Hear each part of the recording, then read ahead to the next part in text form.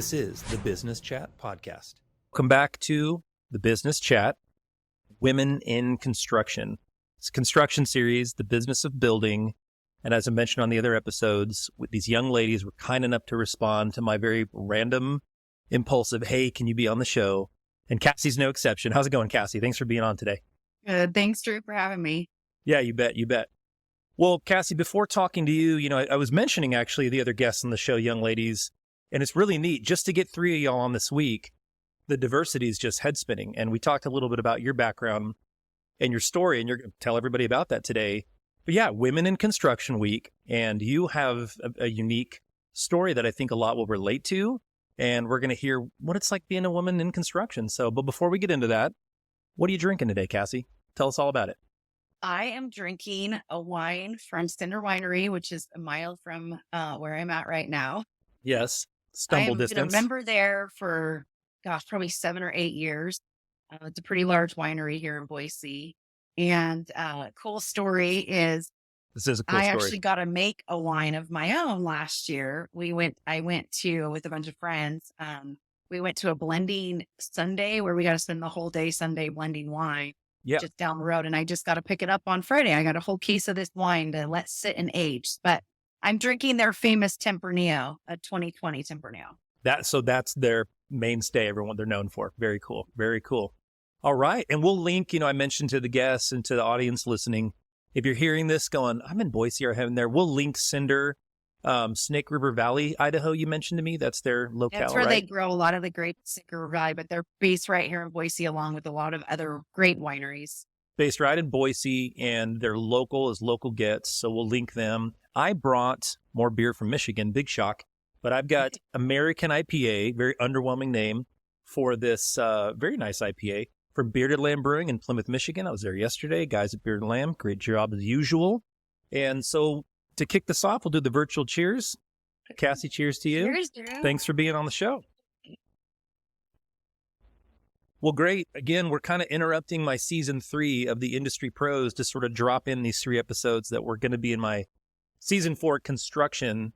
And then just because, agency life, so do we get busy? Some smarter ladies on my team were like, hey, it's like Women's History Month, man. And like, it's Women in Construction Week next week, So here we are the week before recording this. And I thought, great, let's do this. What I'm asking all of you is just to kind of tell your story. I mean, anyone with the ability to click the link and see your LinkedIn, see, where you went to college, where you study, what you did, but tell us the story. You tell the story, right? It's more fun than reading your LinkedIn. Yeah. So I did graduate from Boise State, born and raised here in Idaho, escaped immediately after graduation and decided I wanted to go to Portland, Oregon, the bigger city. Boise. I worked there for a few years, doing tech marketing. Mm-hmm. Then I had a really good friend of mine who lived in Washington, D.C. And I thought, you know what? I should have lived on the East Coast for a while, and 20 something, why not? I landed on the East Coast and stayed 7.5 years. So, still doing Whereabouts tech on the East Coast, Cassie? Where were you there? I was right outside of Washington, D.C. in Maryland. Maryland. Got it. Okay, cool. Yep. Cool.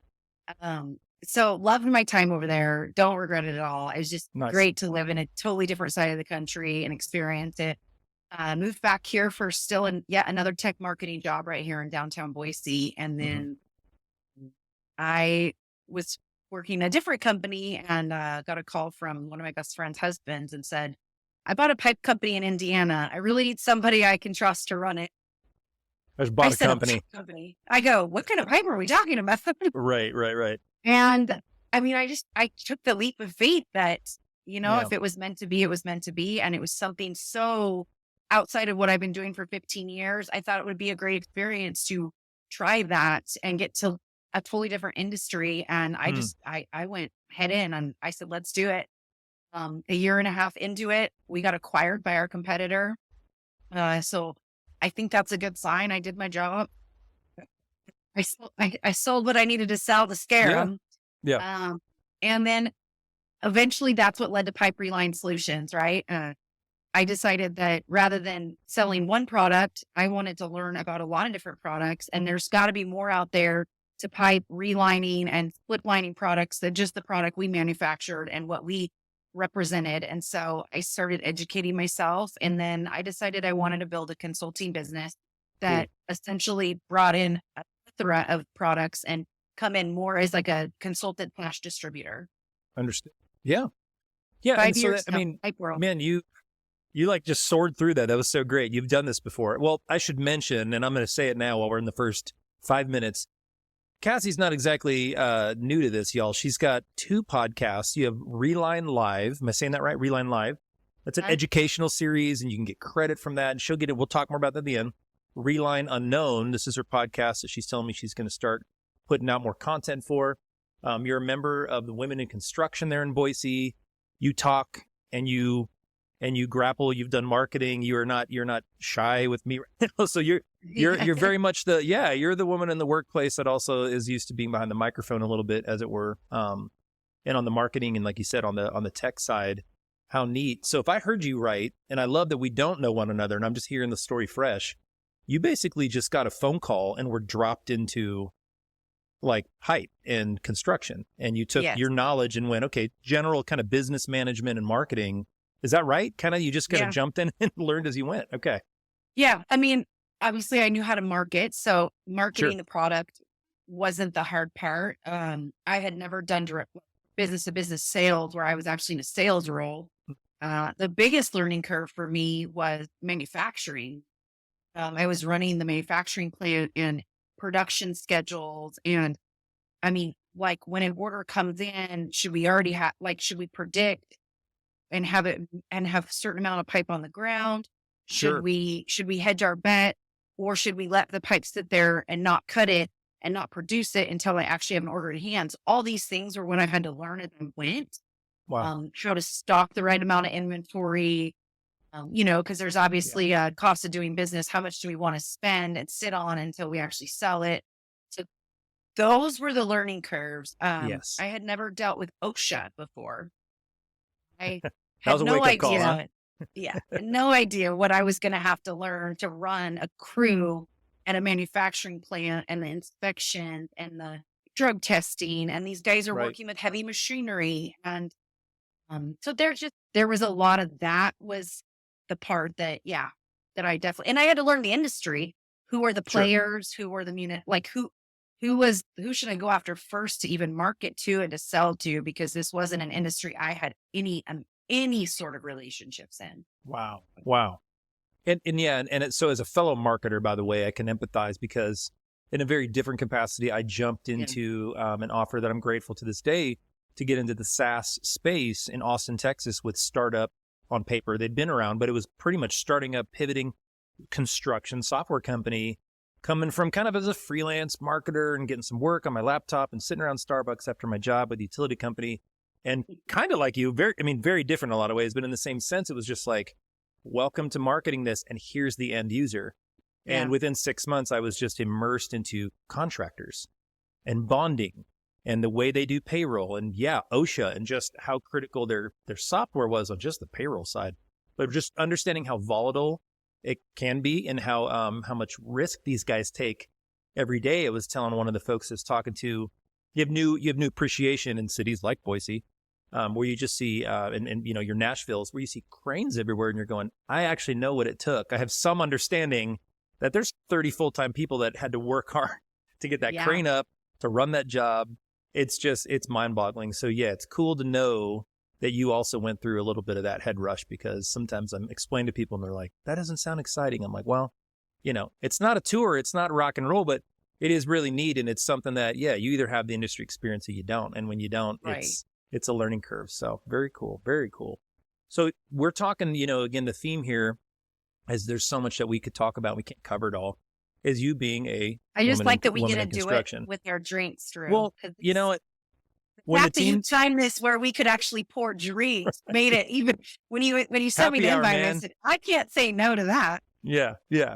No, and when I drew the short straw on being the guy on the team to have sort of the podcast, which is what this is, for those of you listening going, what's the whole point of this guy that's interviewing people? I'll tell you what it is we were showing our capability as an agency to do some podcast marketing. Now this is my muse. It's fun. I genuinely like just learning and meeting people.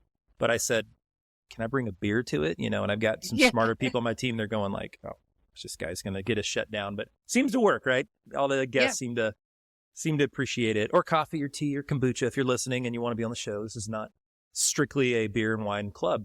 But Cassie, again, this is really cool to see for young. I'm thinking of, and I don't know why, but I'm thinking of young ladies out there overwhelmed with the opportunities, and then others that are kind of stuck in their job, in a rut maybe, or just kind of hearing you, a little jealous, kind of going like, man, I'd sure like to make just a big change. What would you say to young women, not in construction like you, right, in marketing, tech, their customer rep in the healthcare space, whatever, going, how do you just jump into construction? And what other jobs like business development and marketing do you see now that you're in pipe ReLine and you've watched it? How many other careers have that kind of 80% of the skills carry over, but you just have to learn the industry? I don't know if you could rattle off a few, or what you've gleaned from other roles where you go, oh, this wasn't that hard. I would, wish I would have known, or whatever, right? Yeah. Well, marketing, I mean, as you know, Drew, it literally it applies across every industry. So that's right. Yeah. I mean, and when we learn in college, when we get a marketing degree, which is what I got, you can do it in healthcare, you can do it in construction, you can do it in tech. It doesn't matter. You're marketing a product and you're marketing to a consumer. You have to learn that target audience, just like we were taught. That can translate across any industry. Right. What you really got to enjoy is the people you're working with. What you really need bingo. Yeah. I mean, the people you're working with and the industry you're in, and like getting involved in the right organization. Right. The Women in Construction organization, as soon as I started Pipe ReLine and I found the chapter in Boise, I dove in with them because I wanted to meet other women, even though, one's from a glass company and a bunch of them are from actual heavy civil construction. Some are insurance agents that handle the bonding of the construction companies. Right. We're all in this same industry together. And so it's really fun to come network. We offer scholarships for students. If you wanted to go back and get a project management degree, which quite frankly, like that would be probably something of interest to me now, is actually managing a project, because that in and of itself doesn't meet. I mean, you can manage projects in a tech company from start to finish, or you can manage them in a construction company. That's a skill set that crosses over. So find an industry. I like what you said about the people, though. Right. Yeah. The passion. Yeah. And the people's key, because so many folks, I think, get their degree, get training in the very needed, by the way, world of nursing and medical, services, but being boots on the ground, go through the school, go through the class, and somewhere along the way, and I know a few of these guys, right? And they like wake up 6 years in and go, I hate this. Yeah. I hate the hours of the people, and I didn't really know it. And now I'm just sort of starting to like heads up to careers. But I would say, yeah, construction does offer a lot more than, and that's on the surface. I think folks going into tech school and trades and going to state university don't realize that, man, there's some really high paying and some nice diversity skill in construction that otherwise seems like a bunch of heavy equipment and swinging axes and shovels and reflector vests and dirt, when that's, 5% of what's happening. No knock to y'all out in the field, by the way, taking it for the team and freezing your rear end off and building our country. It's a statement merely saying, hey, like, if that's not you, there's folks like Cassie in there killing it, growing the business. And hey, and that's another thing we should bring up. You don't just, get nothing wrong with these things. You don't just work in the office, manage projects and market. Tell folks what it looks like a day in the life. Let's talk about that for a minute. So I try and keep my travel to about 1 week a month. I mean, that in a perfect world, that's a loose term where I'm like, I'd like to be in the field 1 week a month, whether it's at an installation, whether it's pipe inspections, whether it's lunch and learns with engineering firms. It's another thing we should talk about. Construction is driven by engineers. It starts in the engineering office and then it goes from there. Nothing gets done without an engineering firm or person. And whether you work for the city as an engineer to design what is going to go out into the field and what we see getting put up. So that's another very interesting industry that we kind of forget. We think of engineers as very techy, that they must work for software companies. Like, no, there are very heavy civil engineers and wastewater engineers and stormwater engineers. Right. So keep that in mind. I work with a couple of lady engineers that I'm very amazed by their knowledge and what they bring to the table. But yeah, day in the life. I mean, I get to do fun stuff like this. I get to do pipe inspection, which I think is probably one of the funnest part of my jobs. When I get a call from a municipality or even an engineering firm that says they've got a project can you come look at it? Sometimes I'll run out the door if it's a 2-hour drive and be like, yes, do it. Let's do it now. Yeah. Other times I'll schedule it and I'll make a whole week trip depending on where it is and where I'm going. But yeah, that's the fun part. Right. I'm looking at your LinkedIn right now, and folks are seeing that are watching the video version of this. And the hard hat reflector vest, Cassie, the Cassie now we see in the office we're talking to today. It's just good for them to hear. It's the same person, right? And so it's nice. And I don't know, what do you think? Do you think it's nice getting out in the field too, to change it up? I think your role sounds nice. You can go see what's being consulted on, built, worked on, as well as come back in the office. What are your thoughts there? Yeah, that's the best part. I mean, right. Like the back of my vehicle literally has my hard hat, a vest, my muck boot, and they just sit there. They're always there because I never know when I'm going to need them. And I enjoy being able to go to a job site, and sometimes they want to hear my opinion and sometimes they don't. I can't. Hey, that's guys or girls, by the way. Anyone hearing that, I can tell you right now, yeah. my team sometimes goes, actually, Drew, we'll pass. I'm like, oh, okay, cool. But yeah, exactly. Yeah. Yeah. But that's the best part, but then I get to spend days like today where it's a lot of calling and scheduling meetings for a trip I have coming up because I have a big project that I'm going to install in Portland. So if I'm going to spend 3 or 4 days in Portland, I want to meet with some of the engineers that I've done calls with, but I've never got to have like a cup of coffee with. So, I get to balance that too, where I can spend one day on a job site and then a couple other days in cities that I want to meet people face to face. And you just reminded people that there are things happening in Portland. There are people building things. There's a receiving end. I'm joking. I tease Portland all the time. Sometimes, is it dropped off the map? Is it still there? Was it always a hologram? What's going on in Portland? Seattle's a quieter city for me right now. Is Portland's doing things. Seattle's pretty quiet. Portland, man. We'll do a whole series on Portland. Things you didn't know about, first of all, the state of Oregon, but also Portland. Yeah. Man, this is so cool. I'm always like, I get on these, I get frustrated by the time, but I go, this is good for me to constrain the conversation because I want to hear more about Pipe ReLine, more of your story. It's so neat. There's so many components of your education, moving, marketing. It's just it's an all around fun American story too, of just opportunity, right? The phone call. I bought a company, need someone to run it like that. You can't make this stuff up, man. That's super cool. What we want to drill in on for the audience today, primarily on LinkedIn, some of our network is just, again, you, not me, you telling the story of now what it's been like. You've been a woman in tech and marketing. You still are in a lot of ways in construction and construction services. Talk to me about what that was like to move into this space as now your muck boots and your hard hat investor in the back of your truck, your vehicle. You're showing up on these, showing up in Portland on, I would assume, combination of offices, but some job sites in the field. And yeah, just for you, has it been, because I don't want to color this. If you're like, you know what, everybody's a gentleman. They're cool. There's not some boys club male chauvinist thing, or there's what I'm expecting, a mix, right? It's still changing. We've come a long way. We've been saying, but we've got a ways to go. What's it been like for you though, in terms of that aspect? Well, I'll give you the good and the bad. It's, and I say this with the best of intentions. Sure. Easier for me to probably get a meeting with someone that's a male than my sales guy in Denver trying to call into a male industry and him getting a meeting. Interesting. Yeah. So like if I'm calling a public work maintenance manager, road maintenance manager, he might be willing to talk to me a little longer than Michael on the phone. Not necessarily, but historically that's what has seemed like that happen. Mm-hmm. But then going into a job site situation, Michael could maybe show up on a job site in Denver and I could show up to a job site in Portland, and they might actually think Michael's actually installed this pipe before, which he's even worked in the industry less than me.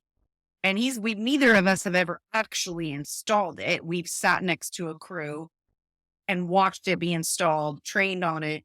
And now we can guide a crew who's never done it, and we can stand on the sidelines and show them from start to finish what to do. I'm a woman and he's a man, so they might listen to him. And I have had crews who will let me just jump in and say, here's what you should be doing. They'll do it. And they'll go, why weren't you here 3 hours ago? And I'm like, well, because I told you guys I heard you weren't starting till 9 a.m. I didn't know you were going to start at 7. Yeah. Gotcha. Okay. But then I've been on a crew where they just truly did not want to listen. They were like, no, we got this. We watched the video. I said, I made the video. So if you watched it, you can listen to me. Right. I literally made the video. Yeah. And then they're like, nope, we got it. We got it. Okay. I'll just let you sit here and try. And 2 hours Have you later, ever I'm wanted like, to, here's an honest question for you, because I would sure want to do, so flip it, a guy getting into a woman's industry. I mean, this makes me think again, there's probably all kinds of, HR rules and breaking, or this isn't PC, but do you remember, No. like, was it Tootsie? What was the old movie with Rob, was it, no, I'm trying to think, Dustin Hoffman?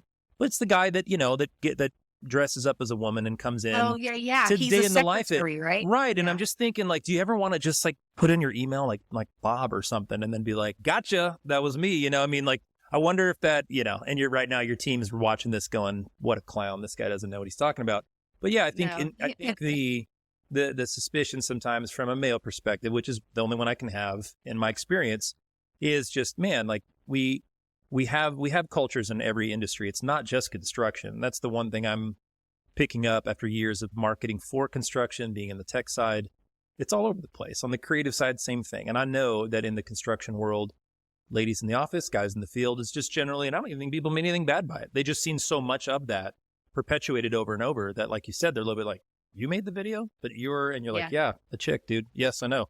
So, okay, you're kind of confirming my suspicions, but would you answer this one, a real clear question? Would you say, or what would you say have been some things that you've noticed in your shorter time, right? You've put in good years, but without having 25, 30 years to look back on, have you noticed, though, that there's a bit of a hybrid happening, some change, some positive? You mentioned you're with the Women in Construction chapter, I guess they would call it, right, in Boise. But have you noticed just good, positive things happening with ladies like yourself in your field? Yeah. So I've been in the pipe industry for 5 years, give or take a few months. It's a good amount of time. Yeah.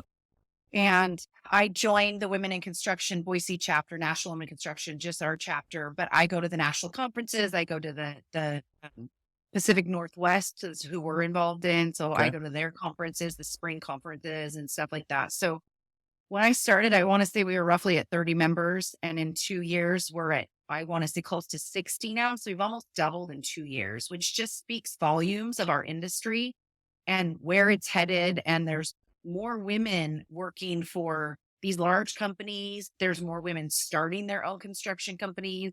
If you follow me on LinkedIn, Women in Construction Week, I'm going to be highlighting these women all next week, like a lot of these different women and what they're doing, whether they own a company, whether they're an engineer, like how are they changing infrastructure and what we perceive as women in construction. We're not just the admins and we're not just the HR people. We are actually, we can be the people that are out there on the job site.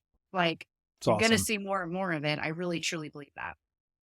Yeah, that's great. And I think it can be a combination of, women in the workplace in general. And that's the whole theme of the history, women's history this month, which is complex and has so many other things to talk about, right? It's not just this microcosm of construction or women in workplace. It's women's history. Great thing women have done. In fact, whatever, we're on Spotify now, our agency, the other day. It's same ideas. We're just making a playlist each month. And I did it again. I went, oh, this is a really good opportunity to show like women in rock and roll, man, and pop music. And it was really funny because I can think of 5, 10 just on top of my head. But I started going, wait a minute, there's Debbie Harry from Blondie. Oh yeah, Madonna. Oh yeah, you can't leave out this. Next thing I know, I'm like, ladies, I think we need to make 10 playlists for women in rock and roll, because again, it's a psychological thing. It's a representation thing, because you assume, it's a boys club, and it kind of is a lot of these things, but you're highlighting a couple things that women can do multiple jobs.